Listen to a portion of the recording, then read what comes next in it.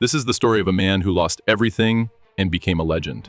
In 1840, Jeff Turner rode with the Texas Rangers into Comanche territory. The battle was brutal, gunfire cracked, knives slashed, and Turner moved like a ghost, cutting men down without mercy. Some said the Comanche feared him more than the Rangers did. But who was he before the bloodshed? How did a simple Kentucky farmer become a ruthless hunter of men? This is the legend of the Haunted Man. If you love stories of the Old West, survival, and revenge, don't forget to hit that like button. It really helps this channel grow. And if you want more legendary tales like this, subscribe and turn on notifications so you never miss a story. The Haunted Man. The night was heavy on the bank of Chetay Creek, Texas, 1840. A lone campfire flickered, casting jagged shadows across Jeff Turner's face. He sat motionless, gripping a hunting knife, his haunted eyes locked on the flames. Sleep never came easy, not with the memories lurking. 60 miles away lay the farm he once called home, on the banks of the Guadalupe River. He had built a life there, a wife, 3 boys, a future. But that was before the stranger arrived with tales of Texas, before the move that changed everything, before the bloodshed. The decision to move to Texas one cool evening in Kentucky. A weary traveler stopped by Jeff Turner's farm, asking for a meal and a place to rest. Over supper, he spoke of Texas' vast open land, rich soil, rivers thick with fish, and hills alive with game. Free for any man bold enough to take it, he said. Jeff listened, his calloused hands still aching from another day behind the plow, his mind stirring with the promise of something greater. By dawn, the stranger was gone, but his words lingered. Kentucky was steady, familiar but offered no future. Texas meant a chance to build something lasting. "This is our home, Jeff," she said softly, rocking their youngest. "Ain't that enough?" But Jeff's restlessness won. By fall, the farm was sold, their life packed into a wagon, and they headed south. The road was long, the trails rough, but Jeff's eyes burned with the fire of a man chasing a dream. The reality of Texas. They lingered near San Antonio for weeks, a rough town of settlers and soldiers, before following the Guadalupe River southeast. Near a tributary maybe close to where Seguin or Gonzales stand today, Jeff and his 2 eldest boys hacked a cabin from cedar logs. Spring came, and they cleared brush for crops.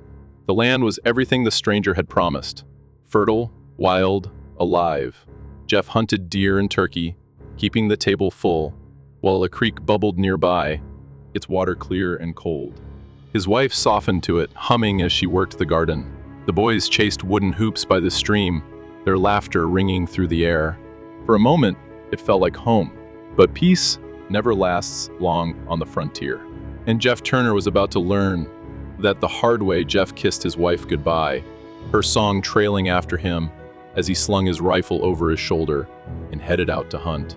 The boys waved, sticks in hand, rolling their hoops along the creek. He'd gone less than a mile, ducking into a timbered thicket, when the silence broke, a dozen rifle shots cracking through the air, followed by screams. His blood turned to ice. He ran, boots pounding the earth, dread clawing at his chest. The screams shifted his wife's voice, his son's mingling with guttural war cries.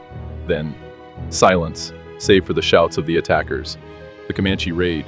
He burst from the thicket and saw the cabin ahead, smoke curling from its roof. Comanche warriors swarmed the homestead, a dozen or more, their ponies stamping the dirt. Jeff charged from the front as they looted from the rear. Inside, his wife lay crumpled by the door, blood pooling beneath her, their youngest son clasped in her arms, both pale and still. Near the back, his 2 older boys sprawled, scalped and bloodied, their small bodies testament to a futile fight. The sight snapped something in Jeff. As the Comanche turned back, unaware he'd returned, he fired his rifle, dropping one with a shot to the heart. Knife in hand, he leapt at the rest, a roar tearing from his throat. Like a tiger, he'd later say, slashing and stabbing in a frenzy. The warriors faltered, stunned by his fury, and he cut down several before their rifles answered.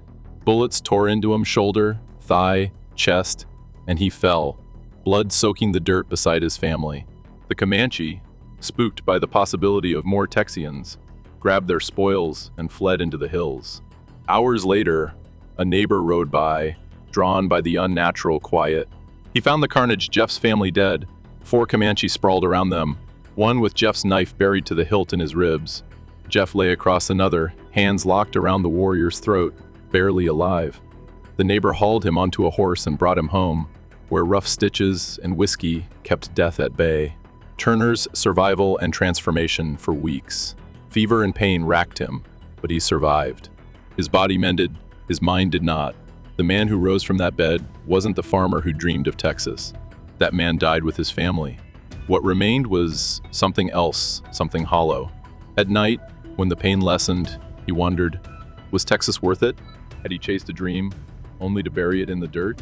Jeff buried them where they fell, abandoned the farm, and took to the wilds, Pepper Pod his only companion. Revenge became his life's sole purpose.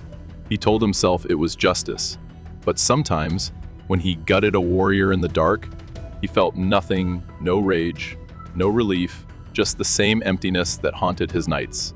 For years, he hunted Comanche across central Texas, tracking their trails deep into their lands. Alone, he ambushed war parties, killing with rifle and knife, scalping the fallen. But in the silence afterward, when there was nothing left but blood and the wind, the question gnawed at him. Had he become the very thing he hated? Settlers whispered his name, Jeff Turner, the Indian hater, a figure of awe and dread. But every night, by fires like the one on Chetty Creek, he sat sleepless, torn between memory and nightmare, a man hollowed by loss. Turner joins the Texas Rangers one day. Needing ammo, he rode to a settlement near Victoria. The place buzzed with news.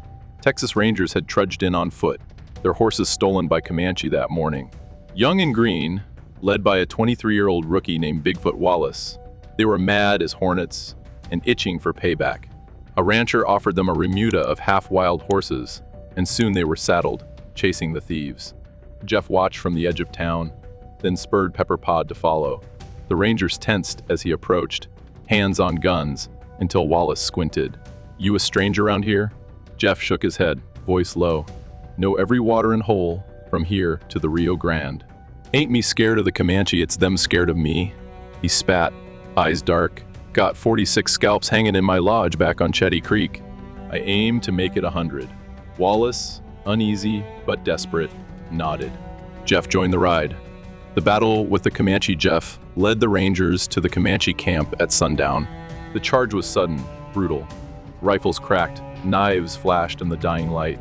Chaos erupted, men fought in the brush, gunpowder thick in the air. Jeff moved like a ghost, his blade finding flesh, his rifle never still. Wallace watched in stunned silence as Jeff scalped a fallen warrior, then shot another still tangled in a stolen horse's rope. The Comanche broke, vanishing into the dusk, leaving the Rangers with their stolen mounts. That night by the fire, a ranger joked about shooting a stump in the chaos. Jeff laughed once.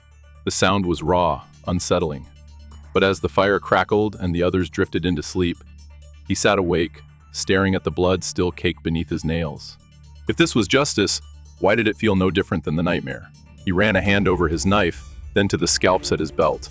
Had the man who once dreamed of Texas been buried alongside his family? Was he now just a ghost hunting ghosts? Turner's ruthlessness. Wallace watched Jeff work, scalping with a cool precision that belied the wildness in his gaze. The Rangers, hardened as they were, flinched at his relentlessness, each slash of his knife a testament to the man he'd become. After the fight, they shared a meal, and for a moment, Jeff's laughter broke through, raw and startling. But it faded fast, the shadows creeping back into his face. He bid them farewell at the Zumwalt settlement, riding off alone, scalps swinging from his belt like grim pendants.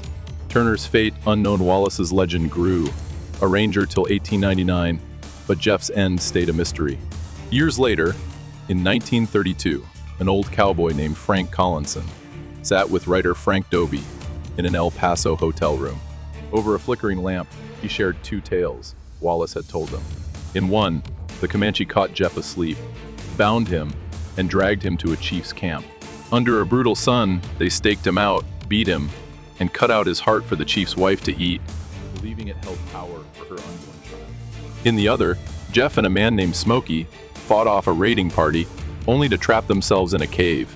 A rattlesnake bit Jeff, and as venom took him, He raved of hell's skylight before dying. Smokey buried him near Fort Phantom Hill. No one knows which, if either is true. But one thing is certain, Jeff Turner lived and died in blood. A farmer, a killer, a ghost that still haunts the wild heart of Texas. The haunted man, hero, or monster, you decide. Next tale coming soon. South Texas, 1840. The ground shakes with the pounding of hooves as Comanche riders charge through the brush, their war cries splitting the air. The settlers have no time to prepare. Arrows fly, rifles crack, and the earth is soaked in blood. The sky is thick with smoke and chaos as the Comanche descend like a storm, merciless and relentless. A massacre unfolds, with no mercy given and no survivors left behind. If you're drawn to raw, savage battles where lives are torn apart in seconds, hit that like button, subscribe, and stick with us to uncover the full story of this brutal conflict. Context and the ideals of the settlers. For the settlers, the frontier was a land of boundless promise, where the past could be shed and new beginnings could be forged. They ventured west in search of more than just fertile soil. They sought freedom from the constraints of their former lives. In their eyes, this vast, untamed land held the potential for a peaceful, prosperous future. They envisioned creating thriving farms, families, and communities. For the men, it was a chance to build legacies, grow businesses, and raise sons to follow in their footsteps. For the women, it meant raising children in safety and cultivating homes full of warmth. For the children, it was a new world, one of education, opportunity, and a brighter future. It was the American dream, full of hope, endless possibilities, and the promise of a better life. Yet, they did not know that the land they sought to tame was not empty, nor was it a blank slate. The Comanche, fierce and unyielding, had ruled these plains for centuries, living in harmony with the land. To the settlers, the Comanche were more than just raiders. They were the embodiment of everything that stood between their dreams and reality. The settlers' hopes were built on the assumption that they could claim this land, but they would soon discover that this was not their land to take. It belonged to the Comanche, who fought fiercely to protect it. Ideals collide with brutal reality. The first arrow screamed through the air, followed by the pounding of hooves that shook the earth beneath the settlers' feet. What had once been a place of hope, where families dreamed of building lives and homes, was now a place of blood and terror. The settlers' vision of a peaceful, prosperous life was crushed beneath the fury of the Comanche assault. In the chaos, the settlers' hopes were destroyed with each passing moment. The war cries of the Comanche warriors were not just sounds of violence, they were the death knell to the settlers' illusions of safety and prosperity. The settlers' belief that they could tame the land was shattered as the first bodies hit the ground, their blood staining the soil they had hoped to cultivate. The settlers were paralyzed by fear, unable to process the violence happening around them. What had been a dream of community and freedom now collapsed into the harsh, unyielding reality of war. The land they once hoped to claim as their own became a brutal battleground where survival became the only hope. Their cries for help were drowned out by the screams of the dying, and in that moment, the settlers realized that their dreams had been mere illusions, and this land was no longer theirs to take. It was the land of the Comanche, fiercely defended with blood and steel, the first wave of destruction. The first sound was the whistle of an arrow, a shrill, haunting cry that sliced through the air, followed by the thunderous pounding of hooves. Comanche warriors exploded from the brush like a storm, charging toward the settlement with terrifying speed. The settlers had no time to react. The warriors hit first at the outer edges of the camp, slashing down the sentries with brutal efficiency. The sentries' final moments were a blur, a flash of steel, a deadly arc of arrows, and the cold bite of death. By the time the settlers realized what was happening, it was already too late. The warriors were upon them, moving with a chilling precision that left no room for escape. Arrows rained down from every direction, striking their targets with deadly accuracy. A man, frozen in fear, felt the sharp sting of an arrow in his chest, dropping him to the ground in an instant. Women screamed in terror as their children were torn from their arms, helpless against the onslaught. A father raised his rifle, but his hands shook and the shot went wide. In those moments, fear paralyzed them. The warriors moved like shadows, swift, merciless, and precise, cutting through the chaos like a blade. A woman screamed, her voice lost in the air as a warrior grabbed her child and, in a single swift motion, slashed her throat. The settler's final breath was choked out in a strangled cry, her life extinguished as quickly as the warrior's blade had flashed through the smoke. The air was thick with the scent of blood, mingling with the acrid smoke that rose from the fires. The once peaceful camp was now an inferno of death and destruction, and every corner was consumed by the relentless tide of warriors. The settlers' futile attempts at retaliation were swallowed by the chaos. Their rifles rang out in desperation, but the Comanche were faster. For every warrior the settlers dropped, 2 more emerged from the smoke, cutting down those who dared to fight back. Knives flashed, tomahawks tore through the air, and in mere moments, what had been a peaceful settlement was now a slaughterhouse. The savage dance of war. Amid the chaos, a group of settlers huddled together behind a broken wagon, their only semblance of shelter in the storm. Rifles were raised, but for every Comanche warrior they shot down, 2 more appeared from the shadows. The warriors fought with grace and brutality, gliding effortlessly between attackers and defenders. Their movements quick, efficient, and deadly. One settler, his rifle trembling in his hands, glanced toward his family, knowing in his heart that escape was impossible. A Comanche warrior appeared from behind the wagon, tomahawk raised high. The settler fired blindly, but the shot missed. The warrior, unharmed, plunged his weapon deep into the man's chest. The settler's final breath was a scream, his life extinguished in an instant. The warrior's comrades descended swiftly, slashing and stabbing, leaving no one untouched.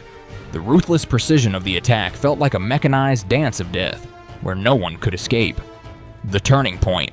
As the battle raged on, the settlers, once strong and full of hope, were now nothing more than broken remnants of resistance. Their courage shattered under the weight of the Comanche assault. Just as it seemed all hope was lost, the Comanche warriors paused. The wind howled through the ruins, and for a moment, everything fell silent. The leader of the Comanche, his face marked with the scars of many battles, raised his hand, signaling for the killing to stop. The warriors stood in the stillness, their faces painted with the marks of war, their eyes scanning the battlefield. The leader walked slowly through the wreckage, his footsteps echoing in the eerie quiet. No emotion, no joy in victory, only the weight of understanding that the land had been reclaimed, but at a great cost. The aftermath. The wind howled across the settlement, now nothing more than a graveyard of ash and blood. The once vibrant camp had been reduced to a field of death. Burned homes, bodies scattered in the dirt, the cries of the dying replaced by a suffocating silence. The few survivors lay among the wreckage, too weak to move, their eyes vacant and lifeless. A father, once proud and strong, now lay beside the charred remains of his children, his arms outstretched toward them, as if hoping they might still return. The women, broken and silent, clutched their loved ones' lifeless bodies. Their screams for mercy had been silenced too quickly, leaving only the crushing weight of their loss. As the first light of dawn crept over the horizon, the survivors could do nothing but stare at the destruction around them. Their homes, their lives, had been wiped away in the blink of an eye. The Comanche had taken not only their bodies, but their hopes, their futures. The land they had hoped to tame had taken everything from them. The price of war. As the sun dipped below the horizon, the survivors were left in stunned silence, unable to fully comprehend what had just occurred. The campfires, once bright symbols of hope, had dwindled to mere embers. The once prosperous frontier was now soaked in blood, and the survivors could only stare at the wreckage around them. There was no going back. Everything they had built had been taken in an instant. For the Comanche, this battle was just another page in their long history of conquest, but it came at a cost. While they had secured a victory, it was marked with the blood of their enemies, and their own. Their land had been reclaimed, but the reality of war had left its mark on them as well. The settlers' dreams of a peaceful life were shattered. Their hopes for the future had been cruelly erased by the violence they could not escape. They had come to tame the land, but the land had tamed them instead, leaving them with nothing but loss and grief. The frontier was no longer a land of opportunity. It had become a place of survival. The cost of survival was steep, and only those who could endure the brutality of this land would live to see another day. The Comanche had carved their empire across these plains with blood and fire, a legacy written in the ashes of those who dared to dream. For the settlers, this massacre was a brutal awakening. The Old West was no sanctuary for hope, but a crucible where only the fiercest endured. The land they sought to claim had claimed them instead, leaving behind a silent graveyard and a question that lingers on the wind. Could vengeance rise from these ruins, or would the Comanche reign unchallenged? The frontier hides more tales of blood and steel, tales we'll uncover yet. If this raw saga of survival and slaughter gripped you, smash that like button, subscribe, and share it wide. Stick with us for the next chapter of the Wild West's deadliest battles. History's not done bleeding. May 29th, 1840, South Texas. May 29, 1840. The land of South Texas trembled beneath the pounding hooves of war horses. The Texas Rangers, led by Captain John Rip Ford, were about to face one of their most brutal battles yet. Outnumbered and surrounded by the fierce Comanche warriors, the Rangers found themselves in the midst of a blood-soaked fight for survival. The crack of rifles, the war cries of the Comanche, and the clash of steel filled the air, leaving the earth soaked in blood. What would happen when two legendary forces collided? Stay with us as we dive into the full story of this historic battle. And if you love epic tales of survival and fierce conflict, hit that like button and subscribe. You won't want to miss the full story. William Gillespie's motivation. Among the Rangers, one man had more at stake than most. William Gillespie, a nephew of the legendary Ranger Robert Gillespie, had come to prove himself in this new battle against the fierce Comanche warriors who had haunted Texas for decades. Though young, he was eager to carve out his own name in the history of the Rangers, much like his famous uncle had done before him. His reputation, however, had yet to be solidified, and this mission, more than any other, was his chance to step into the legend of the Texas Rangers. Gillespie had always felt the weight of his family name, but it wasn't just the name that pushed him. His ancestors, like many others, had come to Texas with dreams of settling in peace. But the violence of the frontier had long shattered those dreams, forcing men like Gillespie to survive through the skill, strength, and sheer determination. The Comanche were not just enemies, they were a symbol of the untamed wildness that had shaped the history of the state. If he could prove himself here, in this battle, he would earn more than respect from his fellow Rangers. He would earn his place among the legends. Initial encounter with the Comanche. The first encounter that sparked the conflict had been a small one, but it set the stage for something much larger. A Comanche warrior, desperate for supplies and food, had attempted to steal horses from a settler's ranch. The sentry posted at the ranch spotted the warrior and fired at him, wounding him. The Comanche was captured and brought back to the Rangers' camp. Though the warrior's injuries were grave, he had one final act of defiance.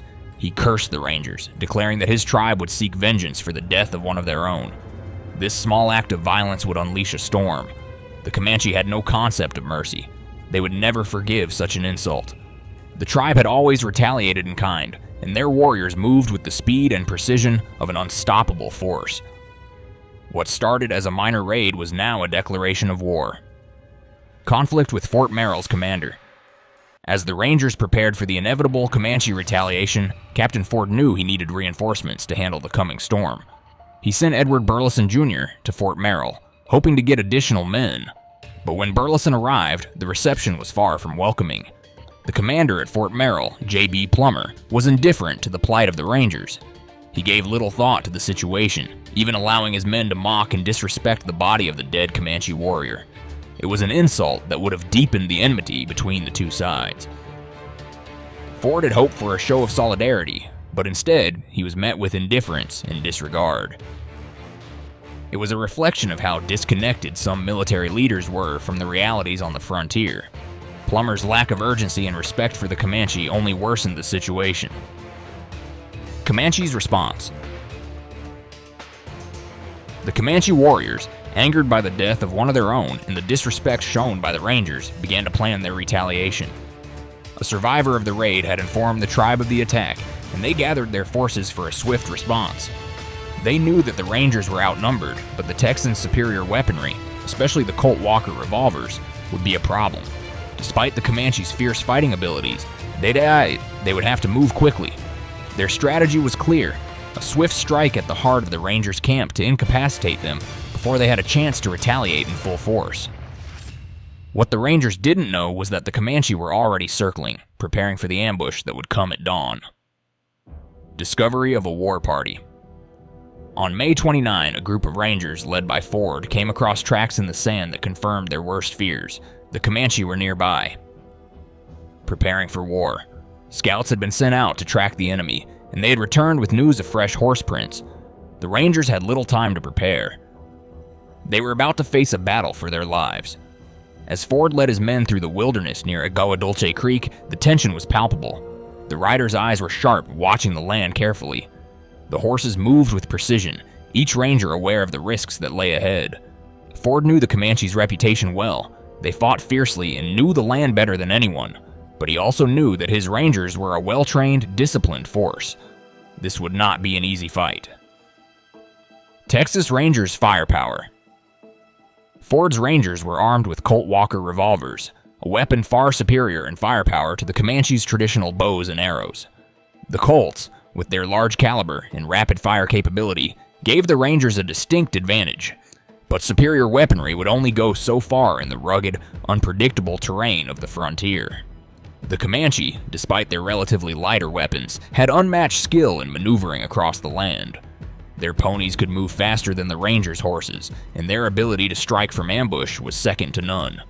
Still, Ford was confident that with the Rangers' superior weaponry and disciplined formation, they stood a chance. They were prepared to face whatever came next, knowing that their best hope was in the precision of their rifles and the firepower of their revolvers. Surprise attack at Agua Dulce Creek. At dawn, the Rangers' worst fears came to life. As they neared the Comanche camp near Agua Dulce Creek, they launched their assault with brutal precision.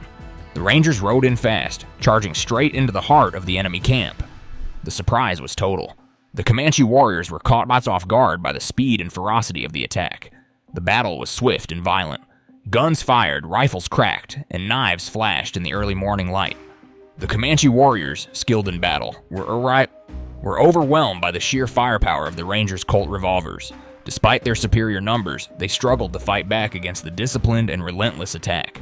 For the Rangers, it was a moment of brutal clarity. They had caught the Comanche at their most vulnerable, and they pressed their advantage. But the Comanche, known for their fierceness, were not easily defeated. Even as they were pushed back, they fought with every ounce of their being, refusing to surrender. Aftermath of the battle. By the time the dust settled, the Comanche had been driven back, but at a heavy cost. The Rangers had suffered casualties, though their superior weaponry had allowed them to inflict more damage on the attackers. The once quiet creek now ran red with blood, the earth soaked in the price of survival. The Comanche were not easily defeated, but the Rangers had sent a clear message. They were not to be underestimated. For the Comanche, it was a harsh reminder that the land they had ruled for centuries was not without its dangers. The settlers and the Texas Rangers had become forces to be reckoned with, and their fight for survival had only just begun. For William Gillespie, the battle was a personal victory, a chance to prove his worth, not just as a ranger, but as a man capable of facing the brutal realities of the frontier. But despite their victory, the Rangers knew that this battle was only one chapter in a much larger conflict. The Comanche would not rest, and neither would the Texas Rangers. The war for the land was far from over. Agua Dulce Creek was a brutal proving ground. The frontier spared no one. The Comanche ruled with fire and steel, but the Rangers etched their defiance in blood. For William Gillespie, it was vengeance forged in lead, a sister's cry answered. Yet, as the Rangers rode off, dust swirling in their wake, the plains whispered a warning. The Comanche weren't finished. Their next strike loomed, and Texas would bleed again. Who will fall when vengeance clashes anew? Ride with us to find out. If this saga of guts and guns gripped you, smash that like, subscribe, and share it wide. The Wild West's deadliest fights are just heating up. Don't miss the next shot.